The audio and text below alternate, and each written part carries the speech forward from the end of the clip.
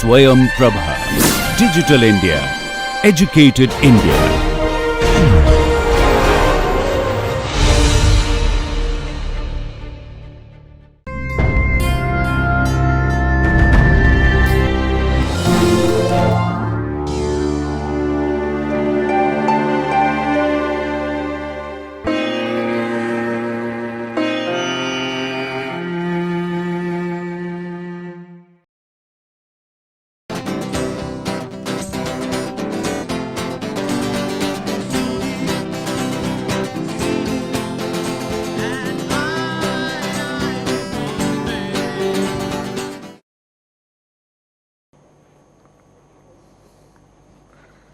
What we do is, we learn how to derive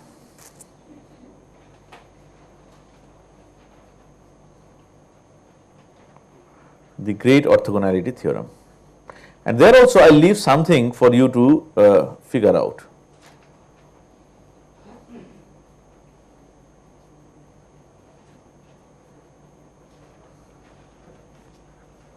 See, we have used great orthogonality theorem for at least 50% of our course, right? But the reason why we did so much of matrix algebra at the beginning was to do what we do today. We just don't want to use great orthogonality theorem like a black box. We also want to know where it came from. As we will see today, it actually came from a very basic matrix algebra. And a lot of manipulation is there, but then you people are masters of manipulation anyway. You know very well when you have to left multiplied by something, then take inverse so that it becomes C and all that. I think you would be much more comfortable with this than I am at this stage. So before getting on to great orthogonality theorem, the actual part of it, we need to go through what are called the Schurrs lemmas. Schurr is the name of a mathematician. What is a lemma? What is that?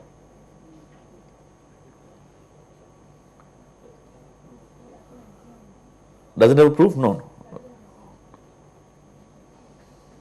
That's an axiom, yes. Lemma can be proved, as you will see. We are going to prove them.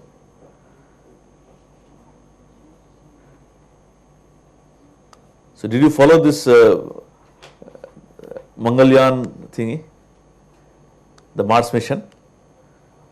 So in Mars mission or any such space mission, they have a big rocket, right? And along with that, they also have some subsidiary rockets, booster rocket and all that, right? So lemmas are to theorem what booster those subsidiary rockets are to the main rocket. So lemmas are small theorems that we need to prove, not because they themselves give us some very great intuition, but because they help you solve a bigger theorem. Okay. So they are something that come in the way. Actually, it must have been the other way. Somebody tried to work out great orthogonality theorem, got stuck. So then, took a break, worked this out, and then went back. In our case, since we have the benefit of hindsight, we are going to work out the lemmas and then get on to great orthogonality theorem. Okay. And they, if you just look at them, they seem kind of innocuous to start with. So there are two such theorems. Theorem number one is this. And once again, please don't memorize anything. Just try to follow. I am going to ask questions where if you have followed what we have done here, you will be able to work out. There is no need to memorize each and every step. When I was an MSc student, the guy sitting next to me in an exam started poking me during the exam. What? He says, I know everything, just tell me where to begin. So he has memorized the entire notes of the year. He just doesn't know where to start. So once he starts, he can go on and on and on. So don't do that, it doesn't make sense. Okay. So this is what theorem 1 is. So suppose we are working with an irreducible representation. So in irreducible representation, what do you have? You have matrices like this. By the way, I have gone back to Bishop's book. Okay. Bishop's book. What is dr? Yes? Yeah, but what kind of matrix? What is R? The transformation matrix. dr is a transformation matrix corresponding to the symmetry operation R. So what we are saying here is, if in some IR we have a matrix which commutes with dr, what is the meaning of commutation? Yes. So suppose we have AB dr equal to dr A. Now where did B come from? A dr equal to dr A for each and every symmetry operation R. A is a matrix. Let us say A is a matrix which commutes with the transformation matrices of a particular irreducible representation, all the transformation matrices. Then we are going to prove that this A is lambda into E. What is E? Eigenvalue, identity matrix. And lambda multiplied by E, what kind of a matrix is that?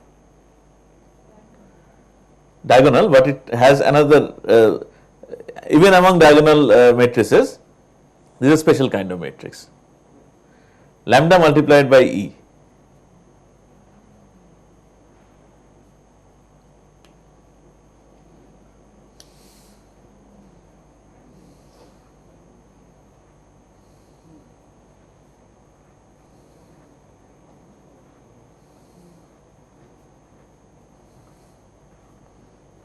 What is this matrix called?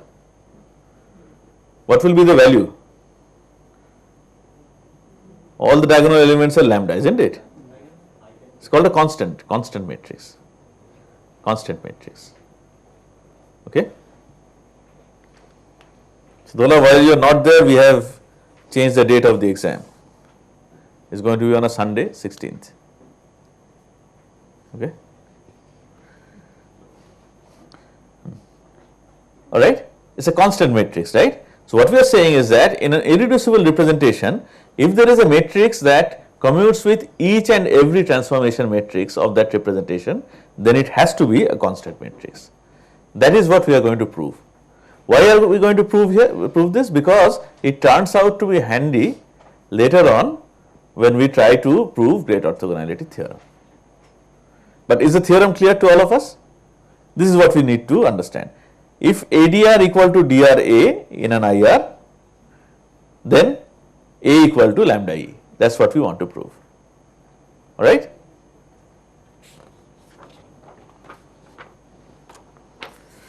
I have created some degeneracy.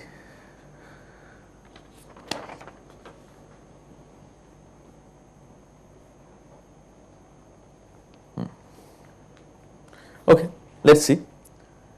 How do we go ahead? We go ahead by doing a similarity transformation. We want to simplify the problem. Okay? And what we do is, we say let Z be x inverse AX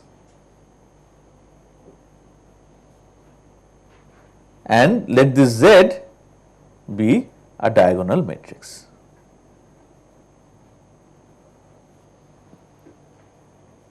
Diagonalization is usually the first step of any problem that has got to do with matrices, because the moment you diagonalize, life becomes much simpler, right? Of course, here it's apparently, if you go look at the theorem, we believe that this matrix is diagonal already, right? Constant matrix is lambda into E.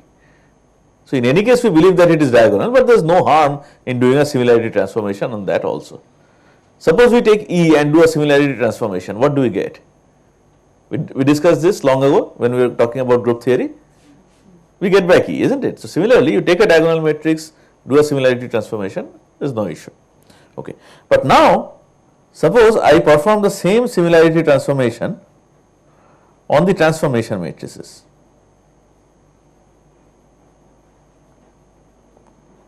D dash R equal to x inverse dr x. Okay. Should this cause diagonalization? I am using the same matrix X. Or even if I do not write the first line, what I am saying is d dash r equal to x inverse dr x, and dr are the transformation matrices in an irreducible representation. So, my question is, should d dash r be a diagonal matrix or even a block diagonal matrix?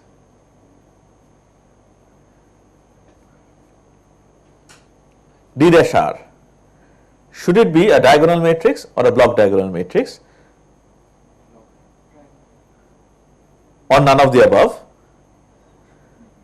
If dr represents the symmetry operation, the transformation matrix corresponding to symmetry operation of R in an irreducible representation, it cannot be diagonal or block diagonal. Why? Because see, that is why I was saying irreducible representation all the time. If dr is the matrix corresponding to an irreducible representation, then you cannot diagonalize it further, isn't it? It is as good as it gets. Understand what I am saying? It cannot, so d dash r cannot be diagonal or block diagonal, because you have already reached the smallest unit in dr itself. Do not forget, dr are the matrices in an irreducible representation. You should not be able to reduce it any further. Is that point clear? That is what we are going to need a little while later.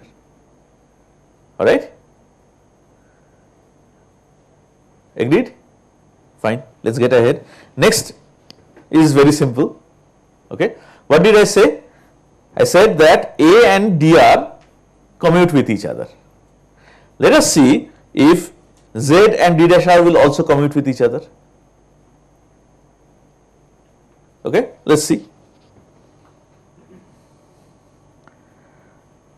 Z d dash r minus d dash r z is equal to what? What is z? X inverse a x, isn't it? So, x inverse a x, and what is d dash r? X inverse dr x minus x inverse dr x, x inverse a x.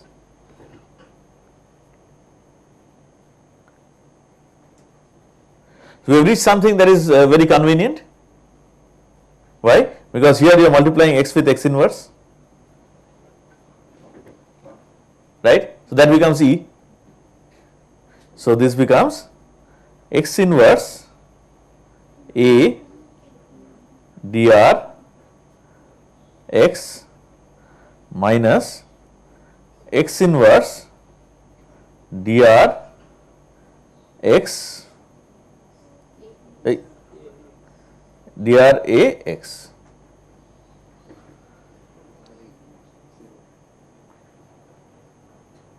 So, similarity transformation plus similarity transformation is equal to similarity transformation of the sum.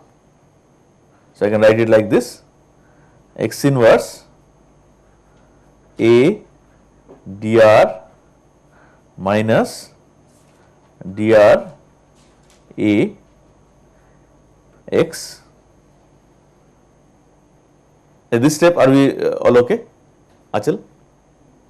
Yes, sure. All you have to do is start from here and expand.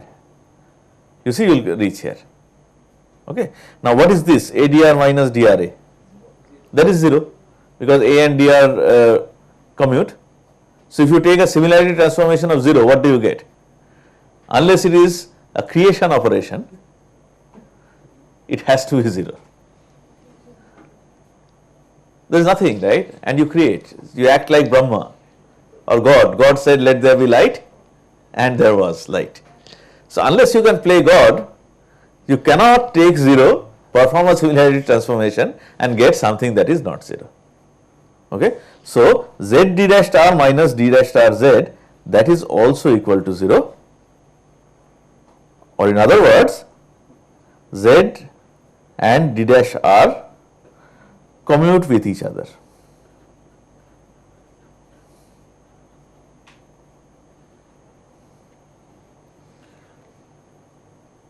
All right. What are we trying to prove? We are trying to prove that A is a constant matrix. We are not there yet. But what we have done so far is that we have proven that the similarity transformations that we generated, they are also commuting with each other, right?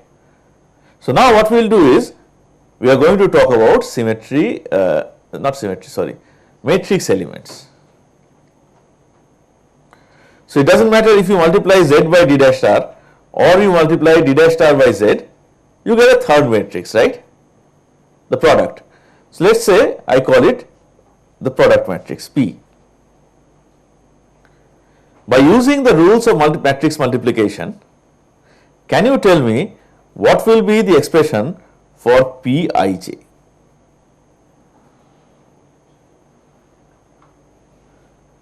The ijth element of matrix P, what will it be? AB?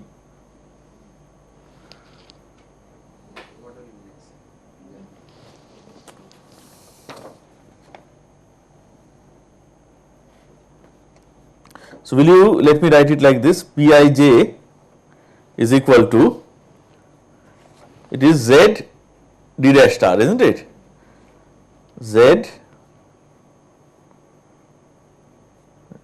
D dash star, and I want I here. So will you let me write IP, and then what will be the matrix element of D dash star?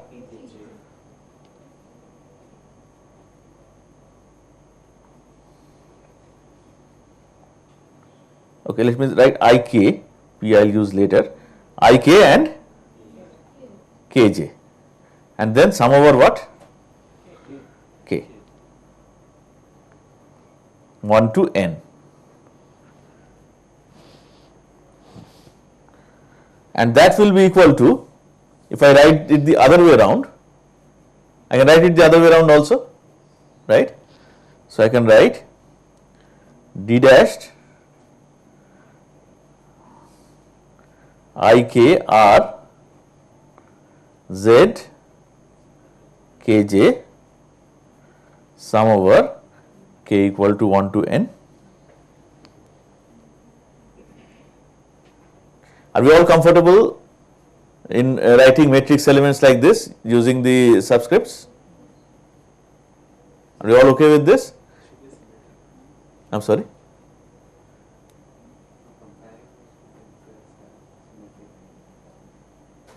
Yeah, it's a course in symmetry after all, everything is symmetry. Is this right? Is this right?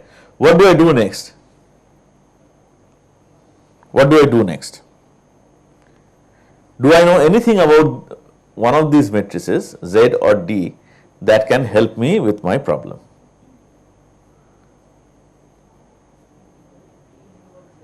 What do you know about Z? It's a diagonal matrix, right? Remember what we said? We had said that let Z equal to x inverse AX be a diagonal matrix. So given whatever matrix A I have, I am going to choose my x in such a way that Z has to be a diagonal matrix, right? So that is what is going to make my life a little easier, because Z is a diagonal matrix.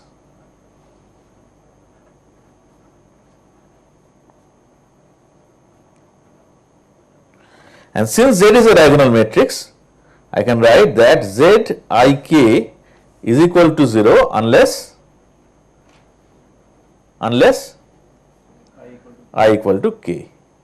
K equal to I is what I will write, because k is the variable, right? I is a constant as far as this step is concerned. And Zkj is also 0 unless k equal to j,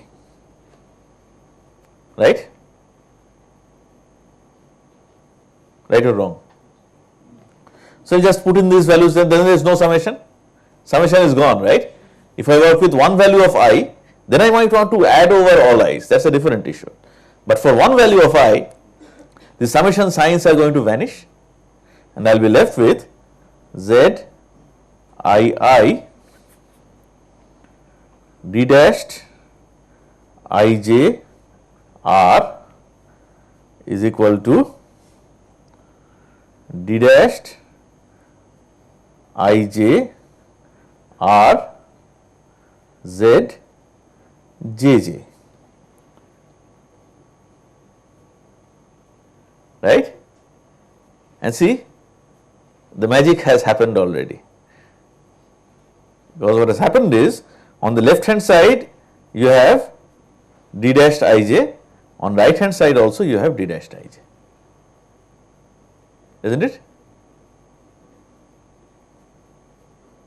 But on the left hand side you have zii, on the right hand side you have zjj, right? So let me collect all the terms on the left hand side. I have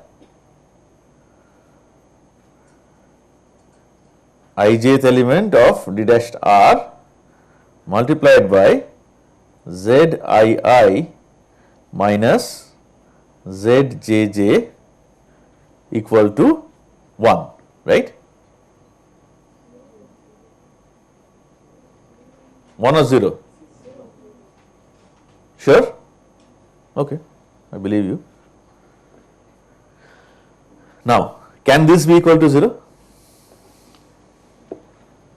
Why not?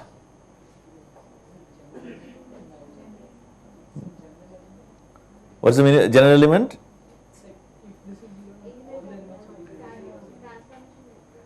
Yeah, but then it may not be equal to 0 when I equal to j.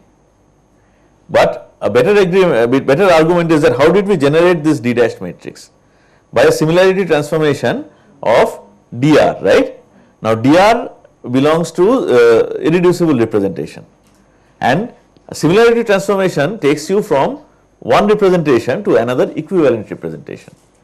So you will get another irreducible representation. It will never make it reducible, right? And as we discussed at the beginning of the class, since it is an irreducible representation, you cannot, this cannot have become diagonalized all of a sudden. Okay, fine. So this is not 0.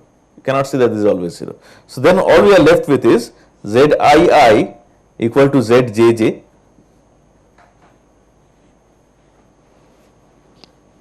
What does that mean? All the diagonal elements are the same.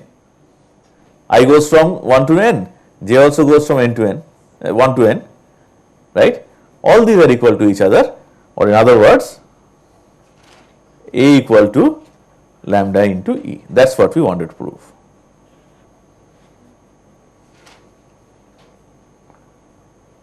All the diagonal elements are the same, and in any case we have performed a similarity transformation that has diagonalized the matrix.